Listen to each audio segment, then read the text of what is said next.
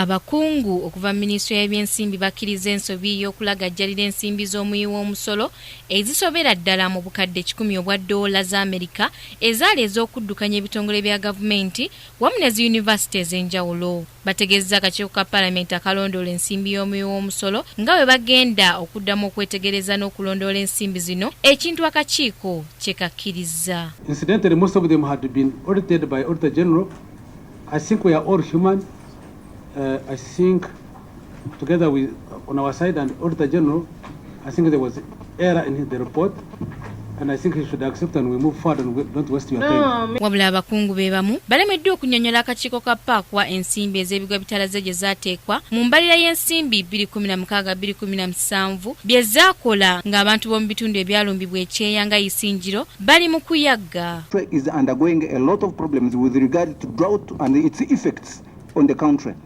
And as I talk today, even now, yesterday I was with the Prime Minister, that they don't have money, and may I know the status of that contingency fund, where the emergency fund is also supposed to be part and parcel of the same. Omuwandiisi w'enkalakkalira wa Minisitule y'ebyensimbi Kate Mwakanizi bw'alabye nga talina byakuddamu eri kakiiko ategeezezza ng'ensimbi ezoogerwako bwe zaasaasaanyizibwa mu bitongole bya gavumenti nga kuno kw'otadde n'akakiiko ka PAC kagamba nti kaweebwa kuzimu ku nsimbi zino okuddukanya emirimu gyako ekintu ekisaanudde ababaka. That's how you are tarnishing Parliament. You mean even reading That's how you are tarnishing Parliament. You can't allow that. Colleagues, No. I think they were just trying to... Mwakanizi alabye ababaka bavudde mu mbeera n'ategeeza nga bw'abadde tategedde Lungereza lwe bakozesezza okumubuuza ate nga ye yakulira mu kyalo. Masas, the difference between me and you, Chairperson. You grew up in town, I grew up in the village. English is a problem. On my side. You know what you are saying. And no, don't I am saying we are releasing money and supplementary. Even I think has been considered. So there's no problem. So you are now answering the previous question of the supplementary. But continuous English,